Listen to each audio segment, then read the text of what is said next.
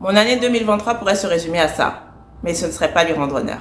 J'ai reconnecté avec la danse que j'avais abandonnée depuis Covid parce que j'en avais besoin. J'ai reconnecté avec la danse le soir où ma sœur m'appelait à mon insu pour m'annoncer que mon père était malade. L'univers m'a accordé une nuit de répit et m'a réconcilié avec une de mes ressources. J'ai pu recharger mes batteries et la nouvelle ne m'est parvenue que le lendemain matin. J'ai eu les larmes aux yeux quand je l'ai vu, tellement il avait changé en l'espace de 7 mois. Je ne sais pas s'il s'en est rendu compte, mais j'ai fait de mon mieux pour le cacher. J'ai pu être là pour lui quand il en avait besoin, même si lui-même n'en était pas conscient au départ. J'ai pu partager des moments avec lui et renforcer notre connexion. J'ai pu traverser ce moment avec mon frère et ma sœur. J'ai pu me préparer à son départ. Je ne sais pas comment je l'aurais vécu si je n'avais pas eu cette opportunité. J'ai pu apprécier ma chance d'être entrepreneur et de pouvoir disposer de mon temps librement. Je n'ai pas eu les mêmes problématiques que mon frère ou ma sœur. J'ai compris que les retards de l'univers étaient en fait un timing juste. Les missions qui ne se sont pas concrétisées au moment attendu et qui ont entraîné des décalages dans mes prévisions de trésorerie m'ont permis de pouvoir être présente pour mon père et de jongler pour trouver un semblant d'équilibre dans cette période trouble. J'ai pu focaliser mon attention sur ce qui était important sans que cela ne me coûte en opportunité avérée. J'ai reçu du soutien à chacune des étapes de cette année, parfois de sources inattendues et sous des formes inattendues. Ce qui est certain, c'est que ma famille et mes amis étaient là.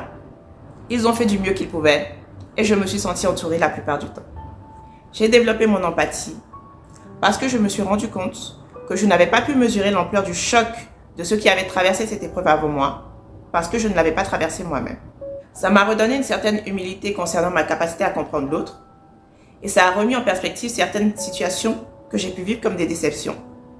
J'ai compris que tant qu'on n'était pas passé par là, on ne savait pas. Il est possible que d'autres personnes aient espéré plus de présence de ma part dans des situations similaires. En plus, nous avons tous des besoins et des ressources différents. J'ai pris le temps de me poser les bonnes questions. J'ai interrogé mes valeurs et ce qui était important pour moi face à l'impermanence de la vie. J'ai pu confirmer que j'avais choisi le chemin qui était juste pour moi, le chemin qui est aligné avec qui je suis. J'ai pris le parti de rester connecté encore plus à ma vérité et à mon chemin de vie. J'ai décidé de m'écouter davantage et d'éviter de vouloir faire taire la voix qui émane de mon âme. Les autres font ce qu'ils veulent de leur vie, et moi aussi. J'ai compris qu'il était important pour moi de passer du temps avec mes proches et de le rendre possible. J'ai su qu'il fallait que je prenne soin de moi, ne serait-ce que pour améliorer ma qualité de vie.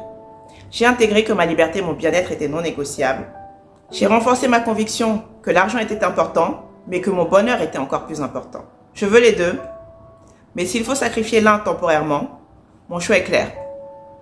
De toute façon, l'argent a toujours été et restera mon allié. Il sert mon bonheur et si ce n'est pas le cas, il ne me sert pas. Je lui donne rendez-vous quand il est prêt à jouer ce rôle. J'ai choisi de partir au Japon puisque je ne l'ai pas fait en 2015 comme je l'avais prévu en 2013. Après tout, il faut bien que mon argent me serve à autre chose qu'à régler des problèmes et à payer des factures.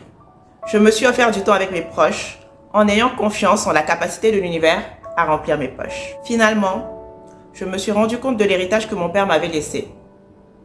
Il ne nous a pas laissé de dettes en partant, bien au contraire. Mais ce n'est pas ça le plus important. Je suis qui je suis aujourd'hui, en partie grâce à mon père. Mes parents se sont démenés pour que mon frère, ma sœur et moi puissions avoir la meilleure éducation et la meilleure instruction possible. Ils nous ont inculqué des valeurs et nous ont ouvert l'esprit. Si je suis en mesure de m'en sortir aujourd'hui, quelles que soient les circonstances, c'est aussi pour ça. Celle que je suis aujourd'hui est l'héritage qu'il a laissé. Notre capacité à nous asseoir entre frères et sœurs, à nous épauler, à discuter et à avancer ensemble fait partie de l'héritage qu'il a laissé. Pour toutes ces raisons, 2023 a été une année riche. Riche en émotions, riche en expériences, riche en doutes, riche en larmes, riche en sourires, riche en rires, riche en amour, riche en prise de conscience, riche tout court. 2023, c'est la vie, en concentré. Je suis Adoliette Pabi, coach est l'une de mes casquettes, mais retiens surtout que je t'aide à vivre la vie que tu désires vraiment. Je te prête mon oreille et je libère ta voix. Alors, je n'ai pas toutes les réponses, mais rassure-toi, personne ne les a. Par contre, je me pose les bonnes questions et je m'aide des bons outils. Je peux t'aider à faire pareil si tu veux. Alors, n'hésite pas à me contacter. À bientôt.